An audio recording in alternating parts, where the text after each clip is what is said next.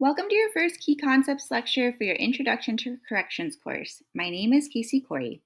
As I mentioned in the welcome video, I was a prosecutor in Miami-Dade County State Court for 10 years. I've prosecuted all sorts of crimes from theft to homicide.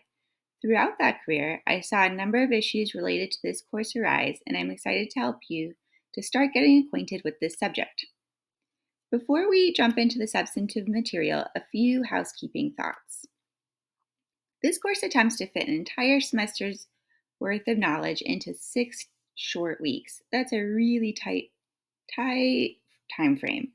For the first 5 weeks, you can expect to do quite a bit of reading. In addition to the readings, there will be a key concepts lecture, like this one. For the first 5 weeks, you'll have 2 graded assignments and a graded quiz. For our 6th and final week, you will be asked to complete the final exam.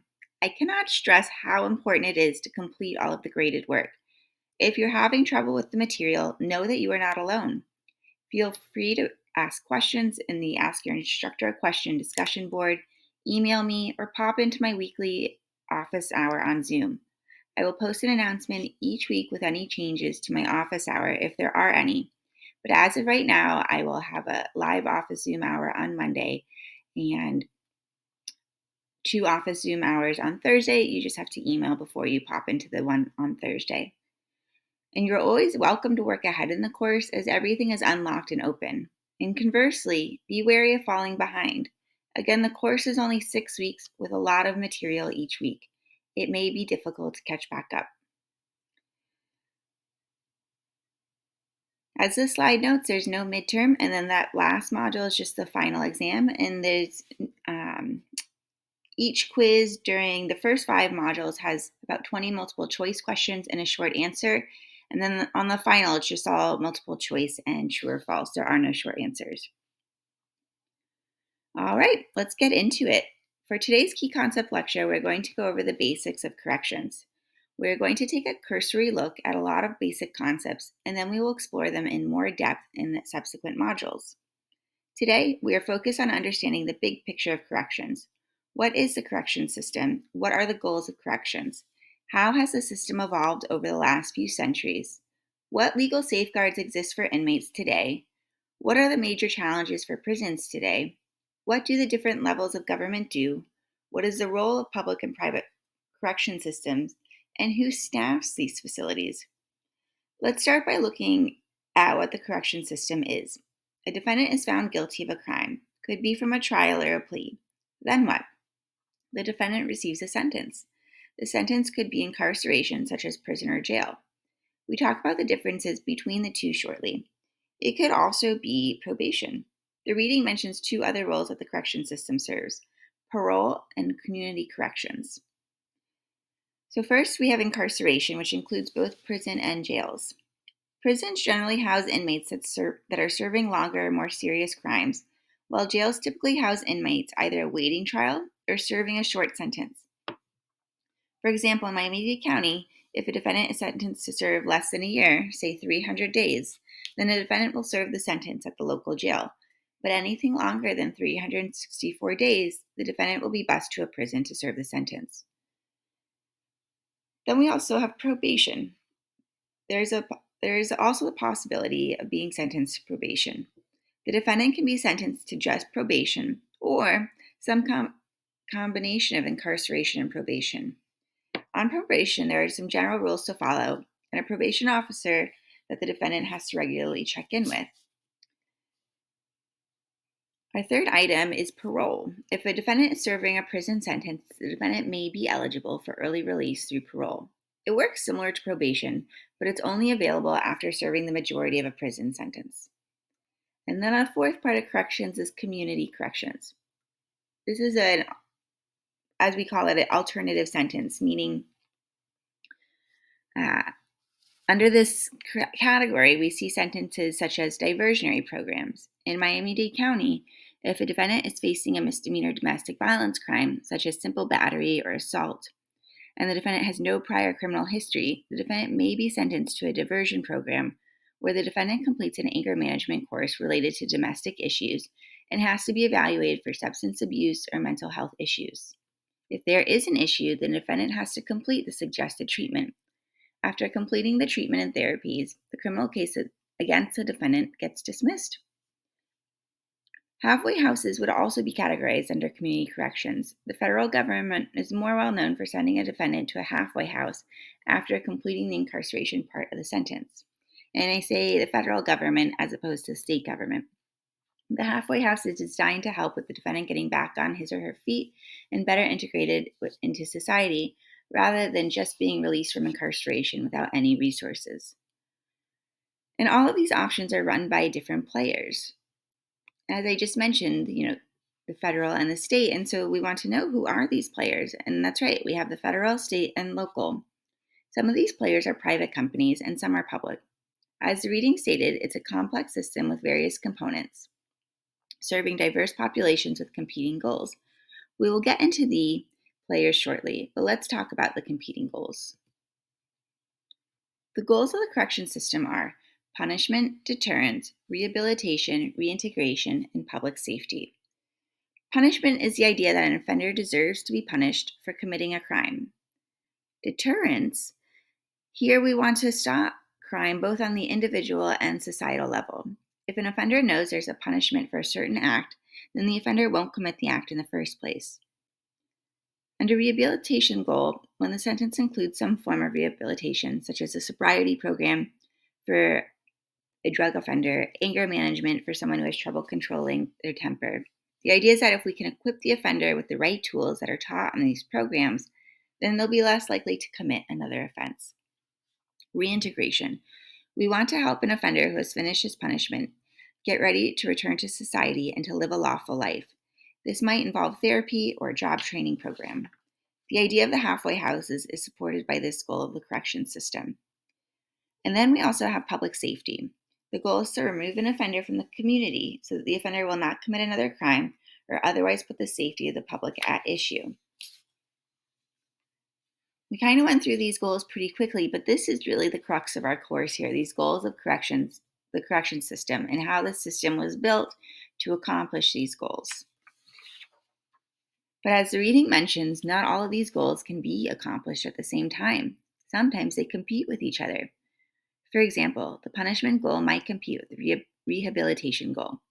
If we want an offender to be punished for 10 years in prison for committing a crime, that would serve the punishment goal. But maybe the offender really needed some coping tools for his anger management issues and needed a therapy program instead. We can see how these goals compete here. So how do we prioritize these goals? Well, the answer to this question depends on the guiding philosophy of corrections. The reading mentions three main philosophies, which include the classical school, the retribution ideology, that punishment is proportional to the crime. This school focuses on deterrence and upholding justice, often described as the eye for an eye philosophy. Then there's also the positivist school, the rehabilitation idea. This is the 19th century school of thought that focuses on rehabilitation through treatment and programs aimed at addressing the underlying reasons for committing the crime and equipping an offender with the tools needed to live a lawful life. And then the third foundation is restorative justice. This is an emerging school of thought focused on repairing harm caused by crime. It seeks to open the dialogue between offenders, victims, and communities. You might see an offender being ordered to give the victim an apology, or the victim being given an opportunity to speak during sentencing. When we think of living conditions in modern-day prisons, we are usually horrified at the scene and details. But not too long ago, it was much worse. Corrections used to solely focus on public punishment in the public eye with public beatings in the town square. You used to be imprisoned for failure to pay a fine, which only reduced one's ability to pay back the debt as they were imprisoned and could not work. In the 18th century, corrections started to transform. At first, there was a focus on different houses, inspired by the Quaker ideals. There was solitary confinement, hard labor, and a religious house. Though this model had the same kind of limitations we see today when those tactics are employed. Solitary confinement causes more psychological harm than good. Those in the hard labor house had few opportunities to focus on rehabilitation, which is important to reducing recidivism. And recidivism is a word we'll use often throughout the course, meaning the likelihood that an offender will reoffend, that they'll get rearrested or commit another crime. From the Quaker inspired model, we moved to two different types of systems, the Auburn and the Pennsylvania system. The Auburn system sought to deter crime through silence and discipline. Inmates worked in congregate shops and were forbidden from speaking, but allowed to use minimal hand signals. The thought was that the silence and work focus would break down one's criminal identity and promote obedience. The Pennsylvania system, on the other hand, focused on solitary crime with opportunities for religious instruction. The goal was to promote introspection and remorse, but of course, the solitariness of the conditions had negative psychological impacts. This system built a cell architecture that we still use in prisons today. Neither system was particularly good at the goals of rehabilitating inmates into lawful citizens, and society became increasingly concerned about the inhumane living conditions for inmates. There became an increased effort to rehabilitate young offenders. So we created what's called a reform school to house young offenders and to try to equip them with education, vocational training, and positive reinforcement. But ultimately, these reform schools suffered from inadequate resources. They became overcrowded, the same inhumane living conditions arose, and there was abuse from staff. We also saw a change from fixed sentences. Instead of being sentenced to an absolute term of 10 years in prison, which would be a fixed sentence, inmates were given a range in sentencing, maybe 5 to 10 years, and a parole board would then decide on the length of the sentence as determined by the inmate's conduct while at prison. The thought was to incentivize positive behavior. The inmate wants to be released sooner, so the inmate will behave better and make more of an effort to rehabilitate oneself. Practically speaking, though, this model became criticized for subjectivity, racial bias, and the potential for manipulation within the parole system. In the 20th century, there were a few new models and approaches in corrections that emerged. First, we saw the medical model. This model viewed criminality as a disease requiring treatment instead of punishment. Offenders were thus psychologically evaluated and prescribed behavioral and therapeutic treatment based on those results. As you can guess, there was a number of humanitarian concerns with this approach, including the idea of labeling someone as sick just for committing unlawful conduct. The programs were often experiential and lacked rigorous evaluation, and there was also fairness and equity concern based on racial biases. The integration movement was born in the 20th century. In this model, there was a focus not just on rehabilitation, but rather reintegration. In other words, preparing inmates for reintegration into society after incarceration. The reintegration efforts included programs with opportunities for education, job training, and mental health support. They were often unsuccessful, however, due to funding issues and the inability to tackle the deeper social issues that cause an inmate to act unlawfully in the first place. For example, if the offender had substance abuse issues and did not have the tools to live with those issues or cope with those issues, then no amount of job training was going to help the offender once back in society. In the late 20th century, there was a dramatic increase in incarceration numbers. The US now has the highest number of people per capita incarcerated globally, with minorities disproportionately represented. Why does the system disproportionately impact minority communities? Academics point to discriminatory sentencing practices, implicit bias within the system, and a lack of access to resources like quality legal representation. And similar to the debtor prison, the system also reinforces systemic inequalities as the inmates then face the barriers to employment, housing, and education upon release, thereby exacerbating the factors that may have led to the unlawful conduct in the first place. We still clearly have a ways to go with reducing the mass incarceration and breaking these vicious cycles, but we've come a long way from the public beatings and the still eye for an eye mentality. There is now an increased focus on restorative justice, alternatives to incarceration, and better ways to address the core issues such as mental health support, education, and providing human living conditions. And here we have a graph of just how large the mass incarceration is in the United States. You can see that the population just bloomed. And then here we have a graph showing how Black people are 4 times as likely as their white peers to be sent to jail. Um, and again, the causes may include implicit bias, discriminatory sentencing, unequal access to legal resources, and then they face very high barriers upon release, including employment, housing, education, and it reinforces the cycles of poverty and crime. Well, we've mentioned the inhumane living conditions of prisons a few times. Are there any limits, or rather protections, to safeguard the living conditions? Well, the U.S. Constitution provides a minimum standard, and then there are some federal regulations that add on a few additional requirements. As far as the Constitution, there are 3 amendments relevant for corrections: the 18th, 14th, and First Amendment that we'll mention today. And a subsequent model will also talk about how the Fourth Amendment may or may not apply.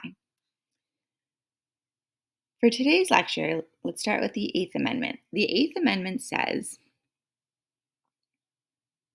excessive bail shall not be required, nor excessive fines imposed, nor cruel and unusual punishments inflicted.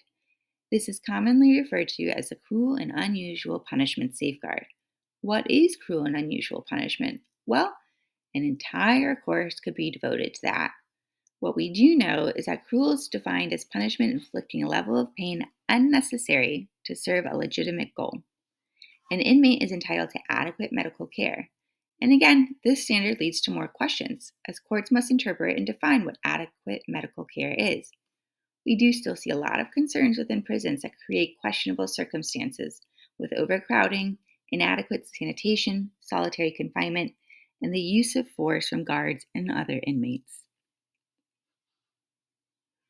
We also have the 14th Amendment, which says that all persons born or naturalized in the United States and subject to the jurisdiction thereof are citizens of the United States and of the state wherein they reside.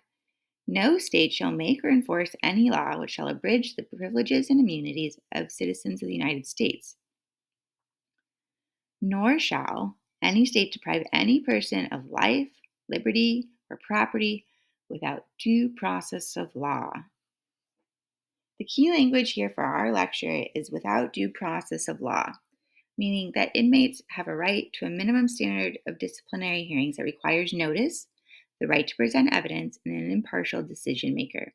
At these hearings, an inmate can be sanctioned to the loss of privileges, solitary confinement, or even extended time in prison, but those procedural safeguards must be in place in order for that to happen. We see 2 major issues come up with this amendment where the need to balance a constitutional right is at tension with other purposes of corrections, such as the ability to provide counsel for inmates and with regards to communication with the outside world. I should note that inmates generally have access to counsel to appeal their criminal convictions, but not counsel for the disciplinary hearings within the prison and not for the parole board hearings. Though the inmate is, of course, can hire their own if they can afford or convince someone to represent them pro bono. The last amendment that we'll briefly go over today is the First Amendment, and this is relevant to ensuring basic conditions are provided for inmates as well, in regards to freedom of religion and freedom of speech. The First Amendment says, Congress shall make no law respecting an establishment of religion or prohibiting the free exercise thereof, or abridging the freedom of speech or of the press or the right of the people to peaceably assemble, and to petition the government for redress of grievances. We know from learning about how the correction system has evolved in the last few centuries as we transition from a purely punitive eye for an eye system. Correction started to incorporate religious education when it started to be based on the Quaker model. And so it is no surprise that there is a staunch protection of the freedom of religion. Restrictions, however, on certain rituals or dress code may be justified with security concerns. Similarly, inmates still keep their First Amendment freedom of speech right while incarcerated, unless, however, the content of the speech poses a security risk. Because the Constitution only provides minimum requirements aimed at maintaining humane living conditions for inmates, Congress has enacted several laws that also add additional safeguards. We see these safeguards at play in the following regulations: the Sentencing Reform Act of 1984, Uniformity in Sentencing Practices for Federal Offenses, the First Step Act of 2018. This act sought to reduce the minimum mandatories for certain drug offenses and expanded eligibility for compassionate release. The Civil Rights Act of 1964. This act said there could not be any racial segregation in prisons. The Juvenile Justice Delinquency Prevention Act. This act set the standards for the juvenile justice system.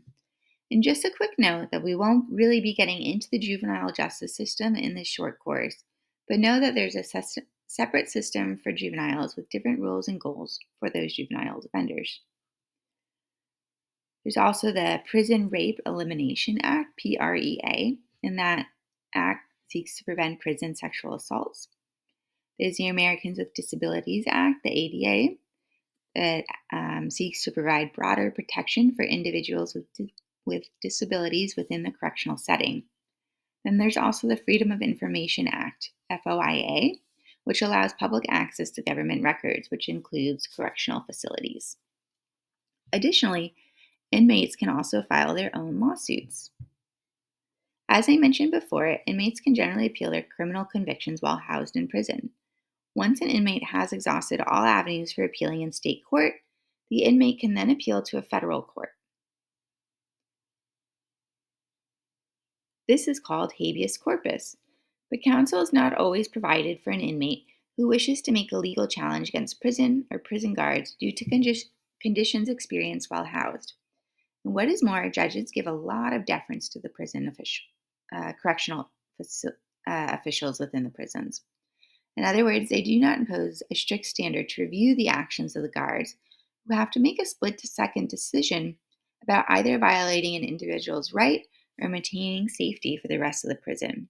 But even so, these federal acts and constitutional safeguards still provide a pretty low floor for providing basic living conditions. The major issues we see popping up in modern issues are overcrowding, the overuse of solitary confinement, and limited access to medical care. Let's discuss each of these a bit more in depth. Overcrowding can lead to inhumane living conditions as the cells are overcrowded and cramped. There's inadequate sanitation and limited access to natural light and ventilation. These conditions are linked to an increase in violence, illness, and tensions among inmates. The overcrowding further strains the limited resources that are put into educational programs, recreational opportunities, and mental health services. Solitary confinement, which we've seen in every crime television show, is exactly how you think it is, placing an individual in isolated confinement for extended periods. I've mentioned the psychological harm several times already in this key concepts lecture, and it bears repeating because there is a significant increased risk of self-harm, anxiety, depression, and psychosis from the use of solitary confinement. It is also used disproportionately against those with disabilities, thereby making a bad situation even worse. And lastly, the Supreme Court's decision that an inmate is entitled to adequate medical care, ensuring access to health care while housed in a prison, is a tough battle. There's limited access to specialists, medication shortages, and stigmas around mental health care. The mental health aspect is particularly troublesome as most incarcerated individuals already had an underlying mental health issue. But rather than focus solely on how to improve living conditions for inmates, which is essential and necessary, we also need to focus on how to reduce these high rates of incarceration in the first place. How can we do that? Well, we can start with incarcerating fewer people. We can start by focusing on reducing the bias found within the system. And we can certainly do a better job at providing alternative forms of punishment for nonviolent offenses. We must address the racial bias that plagues the system, from the initial encounter with the police to the parole board hearing. We can also lower the amount of unlawful conduct being committed in the first place by investing in communities that are most impacted by mass incarceration with education, job training, and social services. If we invest in these communities, then those communities are less likely to commit crime. And so we can incarcerate fewer people for committing unlawful conduct. We can rely on alternatives such as those seen with restorative justice, where the sentencing promotes empathy and community strengthening as opposed to punishment. We can offer more diversionary programs where we direct offenders for low level offenses to get necessary support and resources. We can rely on probation with electronic monitoring more often and otherwise promote rehabilitation over punishment. And we also need to make sure we are setting up inmates to reintegrate themselves after being released from prison to reduce the risk that the offender will again engage in unlawful conduct. Some of the current efforts to reduce the risk of recidivism include CBT, or cognitive behavioral therapy, interventions where the inmate focus on identifying and changing negative thought patterns. While there are educational programs with a focus on skill development within prisons, these programs vary widely with how effective they are. And finally, there are also concerns for inmates trying to find affordable housing and accessing health care, especially for those with mental health or substance abuse needs. So efforts aimed to increase access to halfway houses may help with these issues that also contribute to recidivism. So that wraps up our Introduction to Corrections in Section 1. We took a lot of broad strokes to define what corrections is, how the system has evolved, what the goals are, and where we have some major issues in modern prisons and in the system in general. Now we're going to move on to the last part of our reading for this week in Section 2 from our textbook. And these are the different structures that are employed in the correction system. So we have three main levels of government. We have the federal, state, and local government. The federal government mostly deals with federal crimes. The state government largely deals with state crimes and convictions, and the local government helps operate the jails that houses inmates either awaiting trial or serving a short sentence. The Federal Bureau of Prisons manages corrections at the, you guessed it, the federal level. There are a diverse range of facilities managed by the Bureau of Prisons, including high security prisons that house offenders who have been convicted of serious offenses and lengthy criminal histories. On the other end of the spectrum are minimum security camps, where offenders are placed when they are nearing the end of their sentences or are deemed a lower risk, aka committed a less serious offense or have a minimal criminal history. Some of the reintegration programs offered at the minimum security camp include educational programs that focus on literacy, vocational skills, and substance abuse therapy and support. The Bureau of Prisons also manages medical centers that provide healthcare needs for those with significant medical or mental health conditions. These are all funded through congressional appropriations. At the state level, as you can imagine, the facilities vary widely. The facilities are usually funded by state legislatures and supplemented with federal grants. States often struggle to combat overcrowding and upkeep the facilities, much less ensure that the prisons are staffed or that healthcare, educational programs, and vocational training are provided. The states have sought to overcome some of these overcrowding issues by sentencing less offenders to prison and jail. They've increased the alternatives available and worked to target racial disparities. Some states, more so than others, of course. You can check out how your state is doing at the Sentencing Project website. On the local level, I've mentioned that you can find individuals awaiting trial and offenders who committed a crime requiring a shorter sentence, usually less than a year. The local government also typically manages juvenile detention centers and halfway houses for offenders that are seeking support as they reintegrate into the community. We see a lot of the same challenges on the local level as we see on the state level: overcrowding, inadequate staff, lack of rehabilitation options due to limited resources. Corrections is predominantly a public based service, but it's certainly not without its limits. And like we often see it in governmental affairs, change in the ability to adapt is slow. In the late 20th century, private facilities start to pop up. These facilities might be entirely run by a private company who is awarded a contract from the government. Think of how the government awards contracts to a contractor to construct a school building. But we also see private companies participate in the correction model in other ways, including managing a public facility or specific services such as healthcare, food, or educational programs.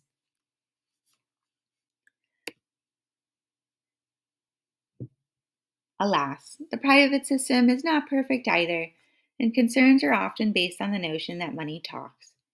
Private companies are a business and they need to make a profit to sustain their business. This money centered decision making strategy can pop up in a variety of ways, including the quality of services, staffing levels, and the competency of staff. And there's still the issue of accountability. Who is going to oversee the private companies to make sure that the low standards that we have for prison care is being met? And indeed, the studies that examine the effectiveness of private correctional institutions are mixed. Some of the some of the studies report that they really aren't even saving the government money because of hidden costs and the monopolistic nature of the private correction system. For example, a single company runs Mississippi's 3 private prisons, while a different single company runs all private prisons in California, Tennessee, and Texas. Studies also show that the private run facilities often pay their staff lower wages than the public run facilities. And this brings us to our next topic of correction staff.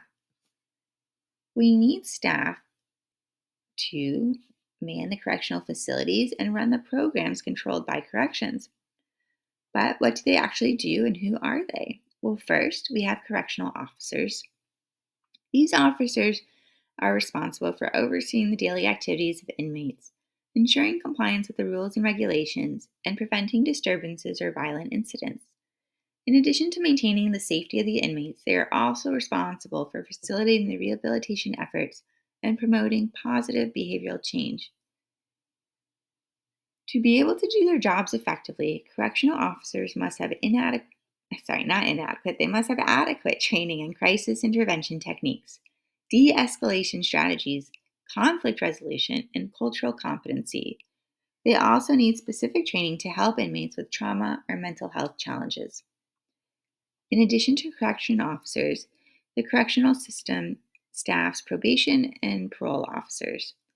Probation officers oversee offenders placed while on probation, while parole officers supervise offenders released early from incarceration.